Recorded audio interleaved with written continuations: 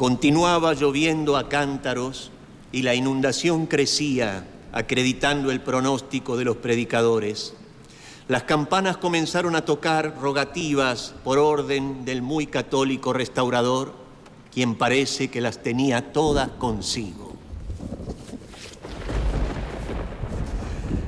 Oíanse a menudo vociferaciones preñadas de todo cinismo bestial que caracteriza a la chusma de nuestros mataderos. Muchachos que se adiestraban en el manejo del cuchillo. En aquel tiempo, los carniceros degolladores del matadero eran los apóstoles que propagaban a verga y puñal la Federación Rosina. Y no es difícil imaginarse qué federación saldría de sus cabezas y cuchillas.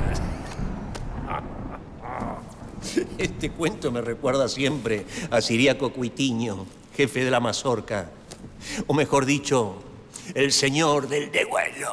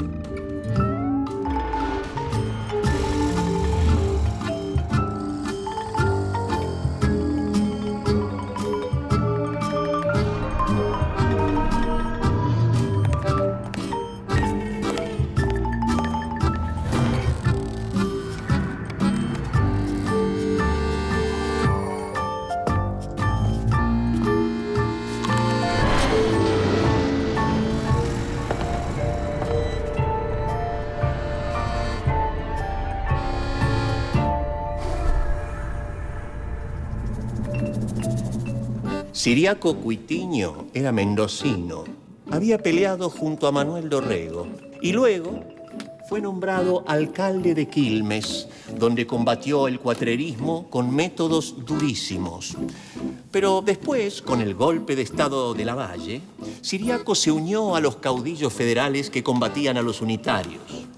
Fueron tiempos feroces los de Lavalle. Asesinaban a los seguidores de Dorrego, atándolos a las bocas de los cañones, disparándolas.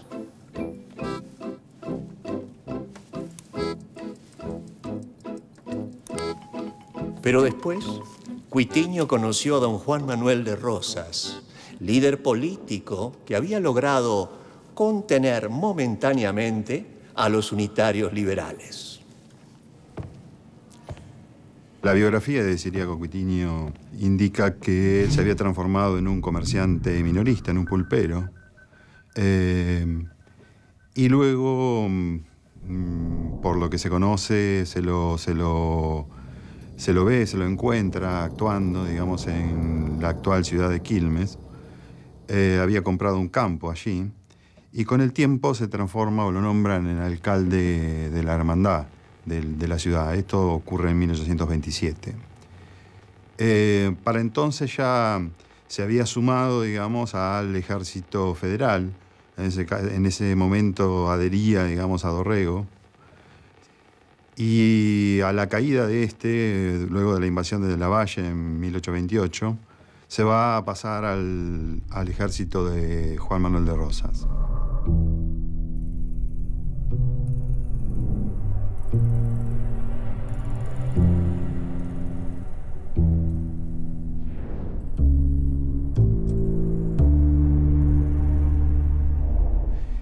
Allí va a comenzar, digamos, una carrera, digamos, en ascenso, podríamos decir. Al ser nombrado durante el primer gobierno de Rosas comisario de policía.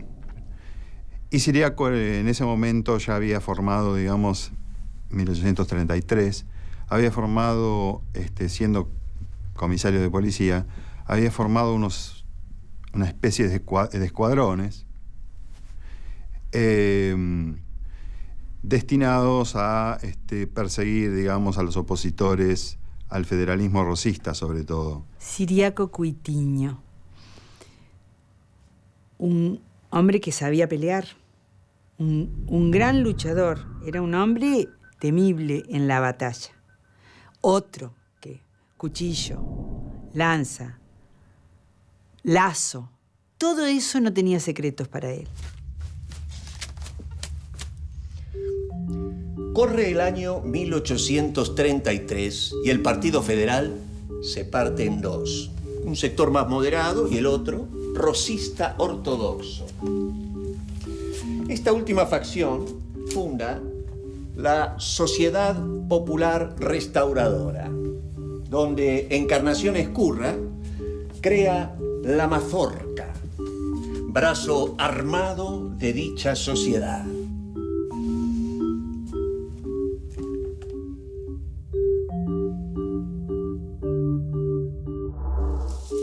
La llamaban la Mazorca, porque sus miembros debían mantenerse unidos como los granos del choclo. Su jefe principal era Ciriaco Cuitiño, quien se encargó de reclutar sus parapoliciales entre las fuerzas de seguridad de la ciudad y los cuchilleros de los mataderos.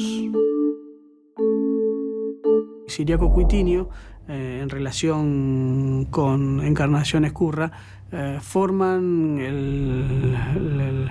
el sector más duro de lealtad hacia Juan Manuel de Rosas. Ciriaco Cuitiño es sin dudas el hombre más leal a Rosas en aquellos tiempos, y forman la Sociedad Popular Restauradora, que es el brazo armado del Partido Federal Apostólico. La Mazorca humilla a los poderosos de Buenos Aires que están en contra de Rosas. Esa es la verdad. Y Ciriaco Cuitiño es la cabeza más brava y más terrible, es la encarnación de la Mazorca y de sus métodos. Él, al mando de la Sociedad Popular Restauradora, obviamente se convierte, como todos sabemos, en el terror del rosismo, ¿no?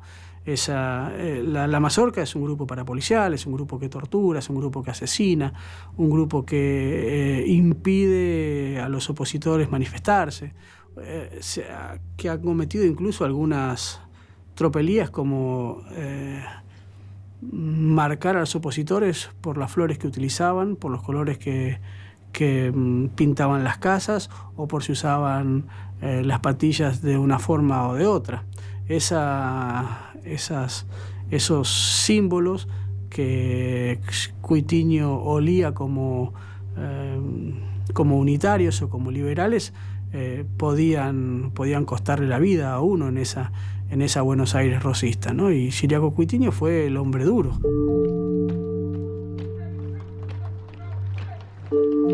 Las crónicas de la época aseguran que la Mazorca marcaba a los unitarios y a los federales moderados. Los perseguía, los acallaba, los amenazaba. Durante 2 años, de 1840 a 1842, los llamados los años rojos de la ciudad, los mazorqueros se dedicaron a saquear las casas de los opositores. Los reconocían por su ropa afrancesada, por la barba prolija, por los ademanes o porque utilizaban el color celeste para vestirse.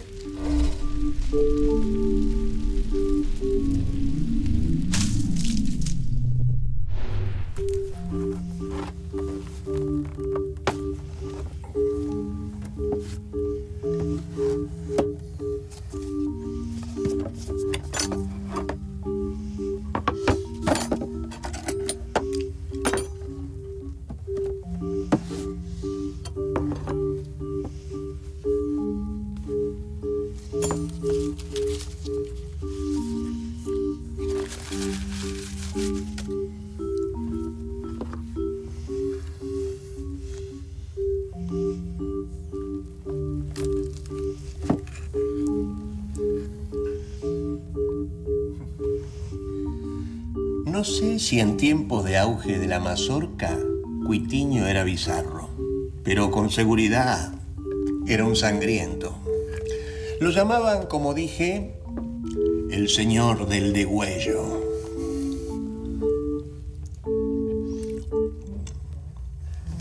Porque degollar era su forma preferida de matar. Esa era la firma de la Mazorca.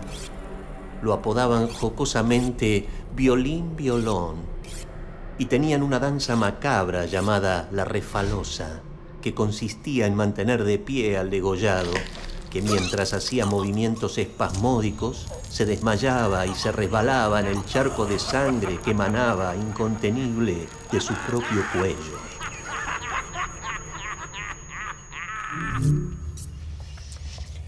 Otra forma de humillar a sus enemigos era golpearlos hasta dejarlos al borde de la muerte, para luego introducirles un choclo en el ano y así dejarlos morir de esa manera. Si la víctima tenía suerte, los mazorqueros decidían degollarlo. Yo no creo que todo en el periodo rosista haya sido como el matadero, pero creo que la metodología está tan bien contado. Uno siente el miedo, la vergüenza y la humillación del unitario, la siente, pues está muy bien relatado. Y sí, la metodología debe haber sido esa. Durante 2 años fue. Cuando se quejan, el embajador inglés se queja con Rosas. Cuando ya hacen las paces, después de los enfrentamientos, Rosas corta. Él da una orden en seco y se termina el funcionamiento de la mazorca. Es increíble. Rosas le retira justamente el financiamiento a la sociedad y virtualmente la actividad de la mazorca, con Cuitiño a la cabeza, queda completamente desactivada. Efectivamente, la mazorca era una especie de grupo paraestatal, podríamos decirlo, ¿no? Para ponerlo en términos de época, actuales. Desde luego que este concepto que nosotros tenemos hoy, actualmente, no lo podemos trasladar de manera directa hacia ese pasado histórico. Digamos que para la época, esta creación de la sociedad popular y de la mazorca era una cosa original, ¿no? Nueva, distinta en el contexto histórico de la época. Y que hayan tenido una relación con las actividades del Estado o con un gobierno en particular, digamos, era algo novedoso. La derrota de Caseros fue una debacle personal para Cuitiño. Él, que había entregado su vida con pasión y honestidad a la causa federal, que había bañado en sangre el barro de la aldea porteña para defender a su líder. Él ya no tenía lugar en aquella Buenos Aires liberal y vengadora.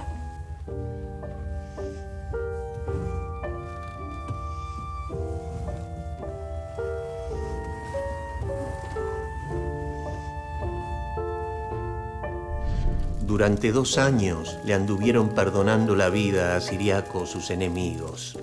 En esa extraña paz armada que significó el proceso posterior a la caída de Rosas, perdido andaba el Cuitiño, con su barba oscura, su mirada huidiza, paranoica, como de gato negro en la negra noche. El 11 de septiembre de 1852, los liberales porteños decidieron separarse de la Confederación Argentina. 2 meses después, el general Hilario Lagos se levantó contra la porteñada rebelde. Allí encontró Ciriaco su esperanza perdida. Se alistó en el ejército sitiador que mantuvo a raya a la ciudad durante meses.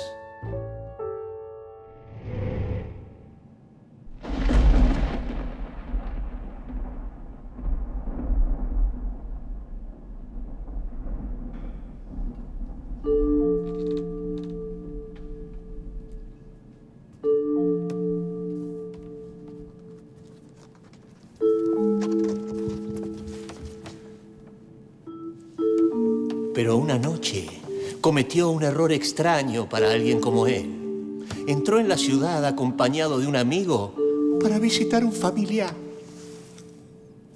Un sereno dio la voz de alto, la desconocieron y y la balacera quebró el silencio nocturno. Tiro va, tiro viene, una partida los acorraló. Se rindieron cuando no tenían más opción.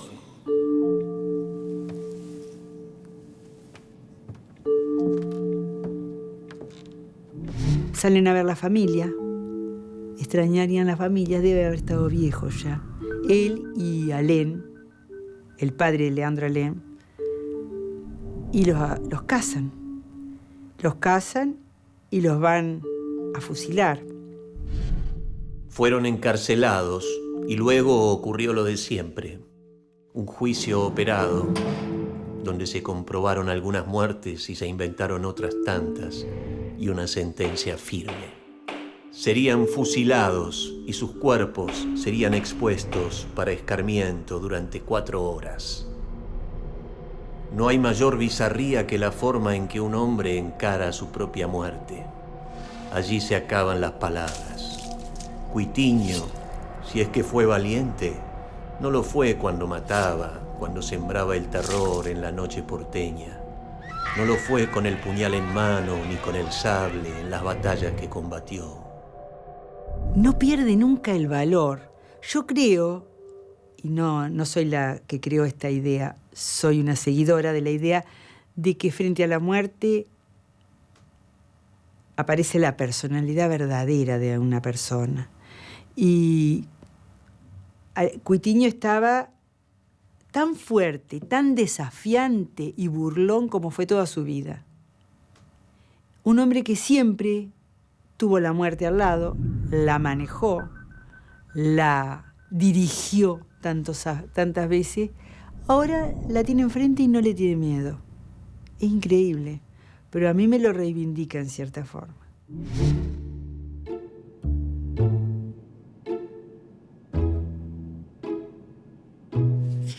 El carcelero, mirándolo con desprecio, le pidió a Siriaco que le diga, antes de ser ejecutado, cuál era su última voluntad. Siriaco pidió aguja e hilo. El carcelero accedió a ese extraño pedido y cuando le da la aguja y el hilo le pregunta para qué lo quiere.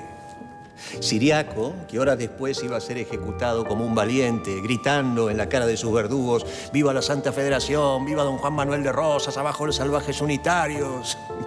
Lo mira y sonríe chusco. Comienza a coser su blanca camisa, sus pantalones azules a raya. Mide lo que va a decir y con ese coraje que a veces tienen las palabras le dice: ¿sabe qué pasa? Como después de ejecutado nos van a colgar, no quiero que a un federal se le caigan los pantalones ni aún después de muerto. Vaya bizarría.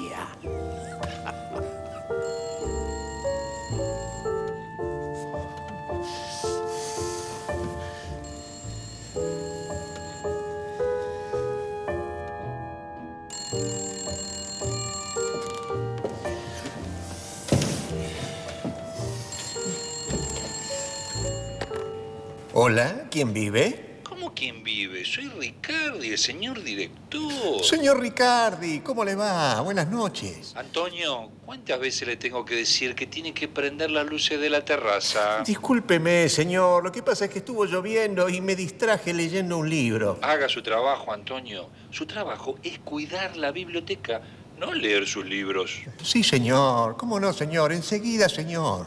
Buenas noches, señor. Buenas noches.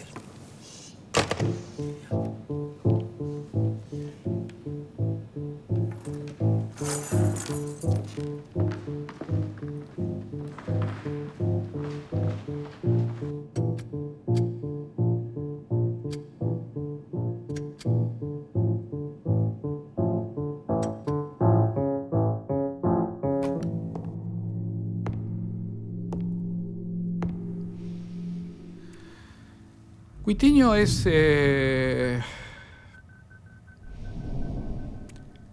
difícil reivindicarlo en la acción de la mazorca. Quizás en nuestra sensibilidad actual, más difícil todavía. La mazorca no funcionaba con un juicio previo la posibilidad de defensa, digamos, no había estándar que existían en la época, obviamente. No había un estándar de ese tipo. En ese sentido, no es un personaje reivindicable. Lo que hay que decir enfáticamente es que tampoco son reivindicables otros personajes del unitarismo y del liberalismo de esa misma época y que actuaron incluso peor que el propio Cuitiño, ¿no? No fueron solamente los federales, ¿no? Los que mataban y degollaban, también los unitarios lo hicieron. Y ciertamente, de un lado y del otro estaban ocurriendo estas cosas, ¿no? Antes de la caída de Rosas, los unitarios, o los denominados unitarios, también provocaron matanzas. No hay que esperar, digamos, hasta la caída de Rosas para ver que unitarios y federales se degollaban mutuamente. E incluso anteriormente a la aparición de los términos de unitarios y federales. Me estoy refiriendo a la primera década revolucionaria. Aún en esta primera década revolucionaria también se cometían asesinatos. Yo creo que es difícil reivindicar a un hombre que ha sido un líder o el jefe de una banda parapolicial en la Argentina. Yo creo que es muy difícil reivindicarlo. Lo que yo hago es reivindicar un solo acto de coraje, ¿no? Que es la forma en que enfrenta la muerte un hombre que ha sido la muerte en las calles de Buenos Aires, ¿no? Esa coherencia y esa bravura para enfrentarse con el terror mayor que tiene una persona, quizás no lo reivindica, pero sí lo pone en una situación de admiración frente a la muerte, ¿no?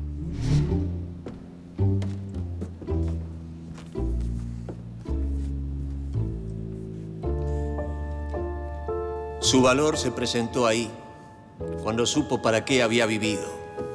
Un instante de coraje justifica a veces toda una vida de cobardías. En la vida de Cuitiño ese instante lo redime, tal vez, de todos sus horrores.